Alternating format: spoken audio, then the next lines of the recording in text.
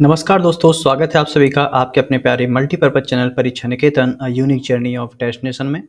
जैसे कि आप सभी लोग जानते हैं कि अगले ही महीने एमटीएस 2023 के जो पेपर हैं वो स्टार्ट होने वाले हैं और इस बार जो पैटर्न है वो पूरी तरीके से बदल चुका है, क्योंकि आपको पता है कि जो रीजनिंग है और मैथ वाला सेक्शन है वो केवल क्वालिफाइंग कर दिया गया है और जो फाइनल आपकी मेरिट बनेगी वो आपकी जीएस और इंग्लिश पर बनने वाली है।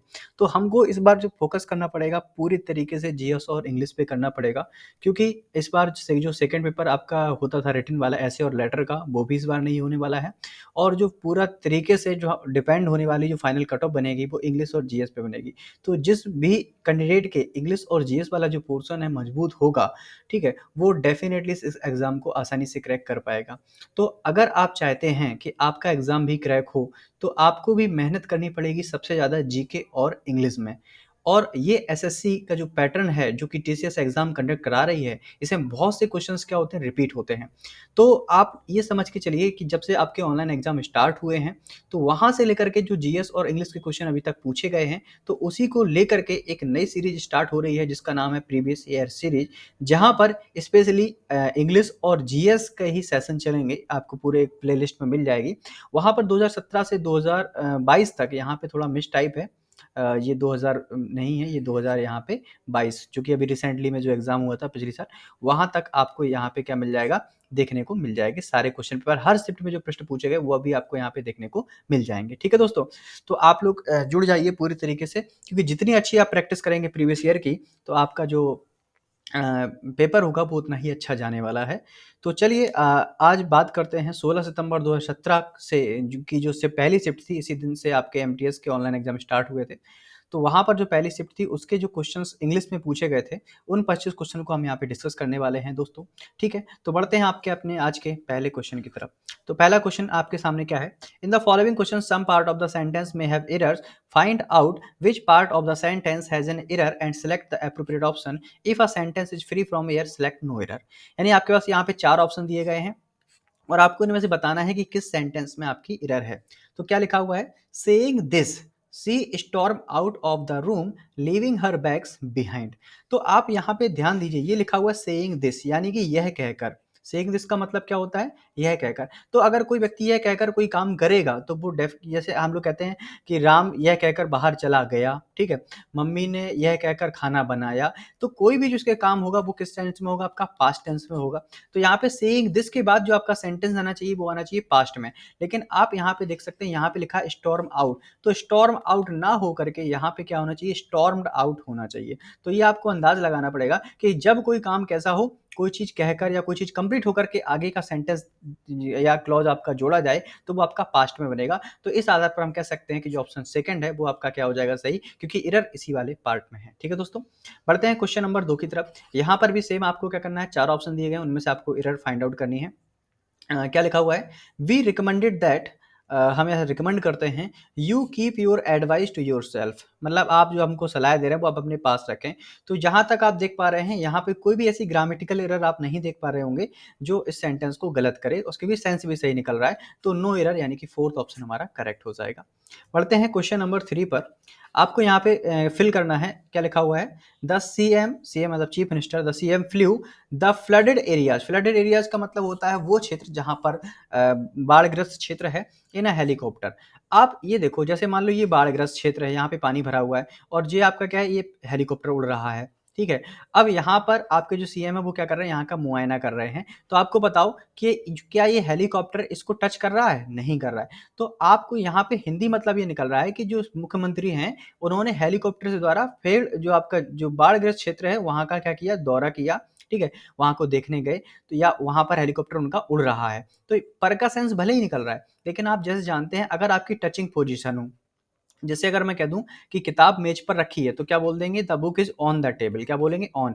और अगर नॉन टचिंग पोजीशन हो और ऊपर हो, जैसे बोल दिया आपके जैसे ये हेलीकॉप्टर ही है, तो हेलीकॉप्टर क्या टच कर रहा है ज़मीन को? नहीं कर रहा, तो वहाँ पर के सेंस में क्या आएगा? ओवर का प्रयोग किया जाएगा, ठीक है? और जैसे कभी-कभी हम बोल देते हैं दरवाजे पर कोई खड़ा है, दरवाजे पर कोई खड़ा, तो दरवाजे पर कोई खड़ा नहीं होता, दरवाजे के पास में कोई खड़ा होता है, तो वहाँ पर क्या होता है? एट का प्रयोग किया जाता है। तो ये आपको पर के सेंस में अलग-अलग प्रीपोज़िशन जो प्रयोग की जाती हैं, वो भी आपको याद रखनी पड़ेंगी। ऑन का प्रयोग किया जाता है टचिंग पोज़ीशन के लिए, ओवर का प्रयोग करते हैं नॉन टचिंग पोज़ीशन के लिए और एट का प्रयोग करते हैं पास के सेंस में। जैसे दरवाजे पर कोई खड़ा है, ठीक है? या बोल सकते हैं कि जो ट्रेन है वो स्टेशन पर खड़ी है, तो स्टेशन पर नहीं खड़ी होती, या ट्रेन प्लेटफ़ॉर्म पर खड़ी है, तो प्लेटफ़ॉर्म पे नहीं खड़ी होती, प्लेटफ़ॉर्म के बगल में जो पटरी होती है वहाँ पर खड़ी होती है। तो करेक्ट सेंटेंस क्या बनता है? The train is standing at the platform, ठीक है? तो वहाँ पर ये अलग-अलग सेंस में प्रयोग किया जाता है। तो यहाँ पे लिखा है हेलीकॉप्टर के सेंस में जो कि नॉन टचिंग पोज़ीशन है, तो डेफ़िनिटली यहाँ पे किसका प्रयोग किया जाएगा? ओवर का प्रयोग किया जाएगा, ठीक है दोस्तों? आप ये बिल्कुल भी चिंता ना करें, क्योंकि आपको ऐसा लग रहा होगा कि जो हमारा एक्सप्लेनेशन है वो बड़ा हो रहा है, लेकिन आपको ये समझना पड़ेगा कि आगे ऐसी गलती, अगर ऐसी सिचुएशन में कोई भी क्वेश्चन आपके सामने मिलता है, तो आप उनको भली-भाँति आसानी से क्या कर सकें, सॉल्व कर सकें। बढ़ते हैं क्वेश्चन नंबर 4 की तरफ, क्या है? यहाँ पर भी आपको क्या करना है, फिल द ब्लैंक करना है। Her mother is anxious, anxious का मतलब होता है चिंतित। एंग्ज़ियस का मतलब क्या होता है? चिंतित। उसकी माता चिंतित हैं किसके लिए, किसको लेकर? अबाउट हर हेल्थ, किसी चीज़ को लेकर के चिंतित होना, ठीक है? या वरी अबाउट कहते हैं नहीं, वरी अबाउट किसी को लेकर के हम चिंतित हैं। तो यानी कि अबाउट का प्रयोग किया जाएगा कि उसकी माँ उसकी हेल्थ को लेकर, उसके स्वास्थ्य को लेकर के चिंतित हैं, ठीक है? बढ़ते हैं क्वेश्चन नंबर 5 की तरफ। इन द फॉलोइंग क्वेश्चन, यहाँ पर आपको क्या करना है? Select the one which best express, best expresses का मतलब होता है यहाँ पे हमको फाइंड करना है सिनोनिम्स का।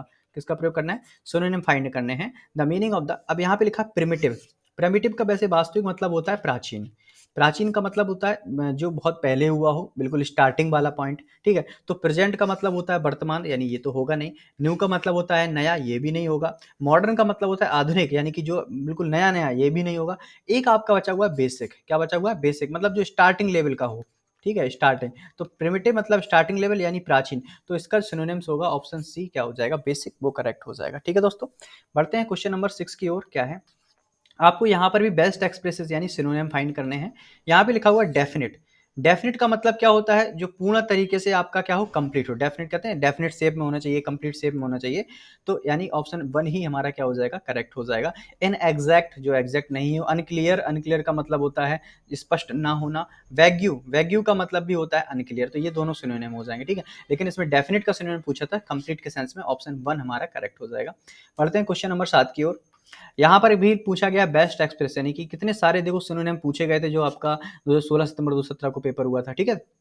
अ, तो यहाँ पर अगर हम बात करें कंडेम्ड, कंडेम्ड का मतलब समझो पहले तो क्या होता है? कंडेम्ड का मतलब होता है कि किसी चीज़ को डिसअप्रूव करना, ठीक है? किसी चीज़ को क्या करना? डिसअप्रूव करना। अब एक्विट का मतलब होता है रिलीज़ करना। क्या होता है? रिलीज़। रिलीज़ का मतलब जैसे कोई अगर कोई कैदी है, वो अगर जेल में बंद है, उसको रिलीज़ कर दिया जाए, उसको एक्विट कर दिया जाए। इसी का सेंस में एक और आता है वर्ड एक्सोनरेट, ठीक है? तो ये भी किसके सेंस में आता है? रिलीज़ करने के सेंस में आता है। क्लियर का मतलब होता है स्पष्ट, पैराडन का मतलब होता है बेल पर किसी को क्षमा दान करना, ठीक है? तो यानी कि ये सेंस तो निकल नहीं रहे हैं। अब कंडेम्न टू डेथ, याद सुना आपने, कभी सुना हो कंडेम्न टू डेथ? उसको ये घोषित कर दिया गया, मतलब किसी चीज़, अगर कोई अपराधी है वो अगर ऐसी बात कर रहा है तो उसको डिसअप्रूव कर देना, क्रिटिसाइज कर देना। तो ये ऑप्शन 1 हमारा बेटर है comparison to 3 others. Okay, next question number 8 की बात करते हैं। यहाँ पे अपोजिट पूछा है। अपोजिट का मतलब ही क्या होता है? एंटोनिम्स। क्या पूछा भैया आपसे? एंटोनिम्स पूछा है। तो वर्चुअल, वर्चुअल का मतलब क्या होता है? वर्चुअल का मतलब होता है जो आपके सामने क्या है? स्पष्ट नहीं है, मतलब वास्तविक रूप से उपलब्ध नहीं है, उसको बोलते हैं वर्चुअलिटी, ठीक है? तो इसका फंडामेंटल, इम्प्लीट, इनडायरेक्ट ये कोई मतलब नहीं। वर्चुअल का अपोजिट अगर पूछे तो ऑथेंटिक। ऑथेंटिक का मतलब होता है जो स्पष्ट रूप से आपके सामने प्रेजेंट है, उसको ऑथेंटिक कहेंगे। और वर्चुअली का मतलब होता है जो वास्तविक रूप से आपके सामने प्रेजेंट नहीं है। तो एंटोनिम में ऑप्शन डी हमारा करेक्ट हो जाएगा। क्वेश्चन नंबर 9 क्या है? यहाँ पर भी अपोजिट मीनिंग पूछा है, यानी कि एंटोनिम पूछा है आपसे। क्या पूछा है भैया? एंटोनिम। तो रस्टिक बर्ड लिखा है। रस्टिक बर्ड का वास्तविक जो मतलब होता है ग्रामीण क्षेत्रों से होता है। किससे होता है? ग्रामीण क्षेत्र। रस्टिक मतलब होता है ग्रामीण क्षेत्र, और ग्रामीण क्षेत्र को कहा जाता है रूरल एरिया। कौन सा एरिया? रूरल। तो इसका एंटोनिम क्या हो जाएगा? उर्बन, यानी कि शहरी क्षेत्र। क्या हो जाएगा भैया? ऑप्शन सी, शहरी क्षेत्र। बढ़ते हैं क्वेश्चन नंबर 10 पर। यहाँ पर भी अपोजिट पूछा है। अपोजिट का मतलब क्या होता है? एंटोनिम। एंटोनिम यानी बैरन। बैरन का मतलब होता है बंजर, तो यानी कि ऐसी ज़मीन जहाँ पर खेती यानी कि एग्रीकल्चर नहीं किया जा सकता, तो उस ज़मीन को क्या कहते हैं? बैरन या बंजर ज़मीन कहते हैं। तो करेक्ट ऑप्शन यानी फर्टाइल, यानी कि उपजाऊ भूमि हो जाएगा। क्या हो जाएगा भैया? उपजाऊ भूमि, ऑप्शन ए करेक्ट है। बढ़ते हैं क्वेश्चन नंबर 11 पर। क्वेश्चन नंबर 11 में आपसे पूछा गया है कि नाउ एंड अगेन जो इडियम फ्रेज है इसका मतलब क्या होता है। तो नाउ एंड अगेन का मतलब होता है कि एक निश्चित समय पर, क्या बेटा, एक निश्चित समय पर।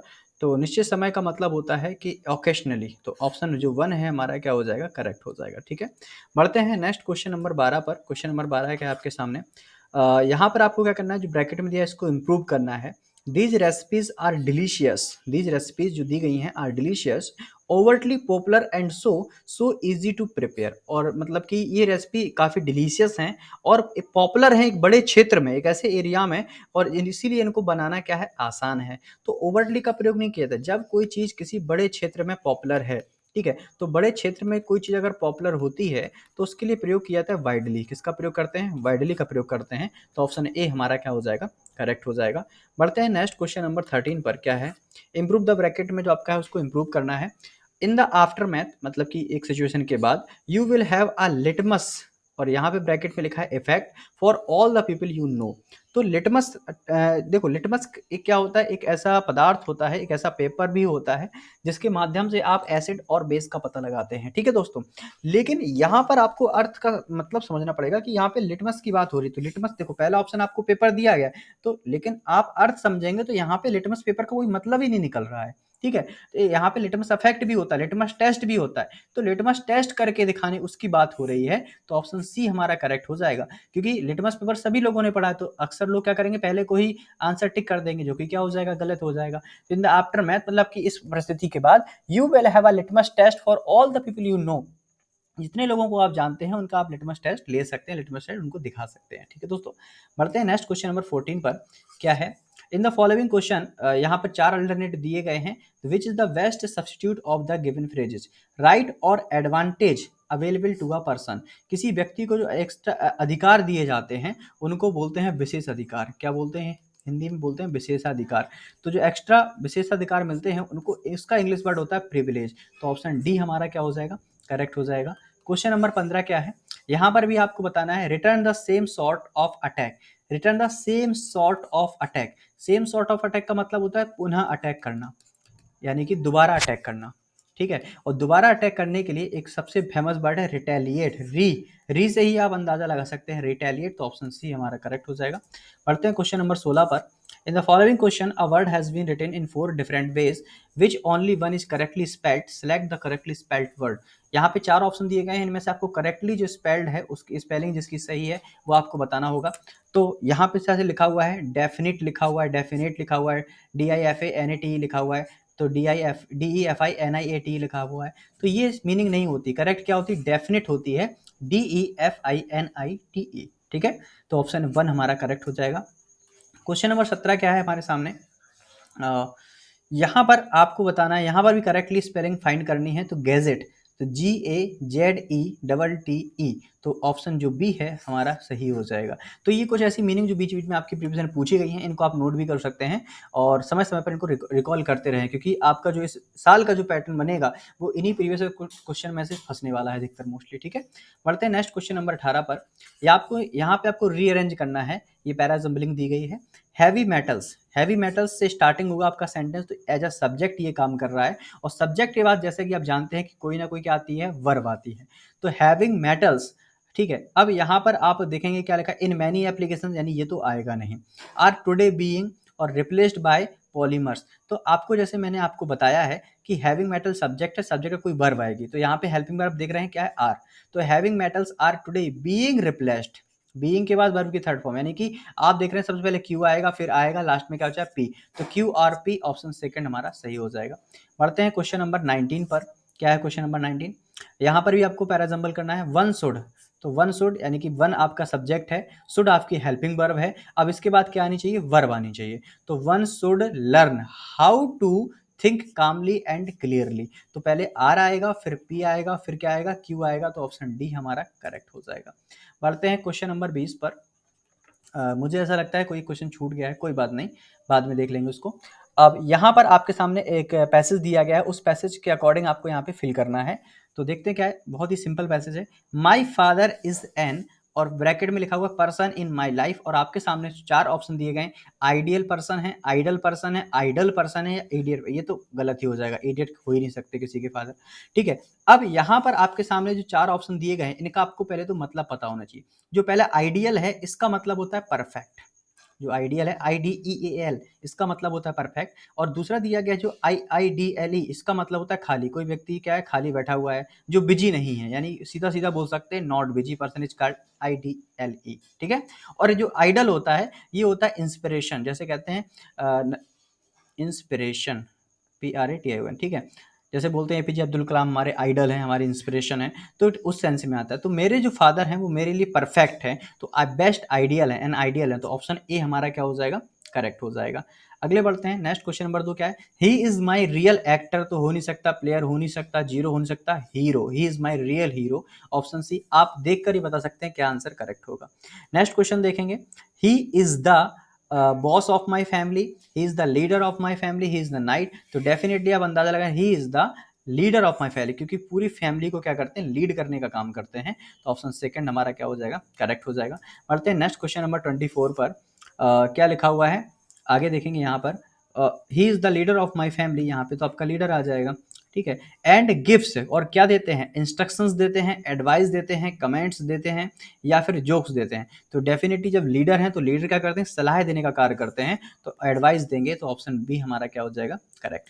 अब बढ़ते हैं लास्ट क्वेश्चन पर, 25 नंबर क्वेश्चन क्या है, पीटीएम यानी पेरेंट्स टीचर मीटिंग। ठीक है, और यहाँ पर आप अर्थ निकालेंगे, he takes me to school on every PTM, यानी कि वह मुझे हर अपने पेरेंट्स टीचर मीटिंग में साथ में ले जाते हैं, and evaluates my performance with my teacher, मतलब मेरी जो परफॉर्मेंस रही है विद्यालय में उसको इवेल्यूट करने का काम करते हैं, कैलकुलेट करने का काम करते हैं, या कंप्रीहेंड्स करने का काम करते हैं, डिस्कस करने का काम करते हैं। तो स्पेशली जो पेरेंट्स टीचर मीटिंग्स होती हैं, ये टीचर और जो स्टूडेंट के पेरेंट्स होते हैं उनके बीच में डिस्कशन का एक जरिया होता है। इसके माध्यम से वो आपस में डिस्कस करके बच्चे के बारे में जान सकते हैं, बच्चे की परफॉर्मेंस के बारे में बातचीत करते हैं। तो बेस्ट ऑप्शन यहाँ पे जो होगा वो डिस्कशन होगा, ना कि इवैल्यूएशन होगा। तो पहला तो आप जो लोग सोच रहे होंगे वो नहीं है, ऑप्शन डी हमारा क्या हो जाएगा, करेक्ट हो जाएगा। तो दोस्तों ये हमने आपका जो 16 सितंबर का पेपर था 2017 का, उसकी जो पहली शिफ्ट का पेपर हुआ था उसको हमने यहाँ पे डिस्कस किया हुआ है। तो आई होप आप लोग को ये वीडियो पसंद आई होगी। आप लोग इसी तरीके से कंटिन्यूअसली वीडियो आने वाली हैं, आप इनको देखते रहिए और अपनी जो तैयारी है उसको बेहतर बनाते रहिए, क्योंकि जितनी ज़्यादा प्रैक्टिस करेंगे उतना ज़्यादा आपको बहुत ही ज़्यादा बेनिफिट होगा। क्योंकि पूरा इस बार जो पैटर्न चेंज हुआ है, वैकेंसी भी अच्छी 11 साढ़े 11 हज़ार के समथिंग है, और पूरा इसमें जो रोल रहने वाला है वो आपका जीके और इंग्लिश का रहने वाला है। तो मिलते हैं अगले पेपर के साथ, तब तक के लिए इसको आप रिवाइज कर सकते हैं, देख सकते हैं, और कोई भी अगर आपको डाउट्स समझ में आता है कि इसका आंसर ये नहीं ये हो सकता है, आप कमेंट सेक्शन में पूछ सकते हैं। और यहाँ पे एक क्वेश्चन शायद वो मिस टाइप हो गया हो या शायद एक कम टाइप हुआ हो, वो इसको इग्नोर कीजिएगा, नेक्स्ट वाले पेपर सेट में हम इसको देख लेंगे। ठीक है, चलिए मिलते हैं नेक्स्ट वीडियो में, तब तक ठीक है, बाय बाय।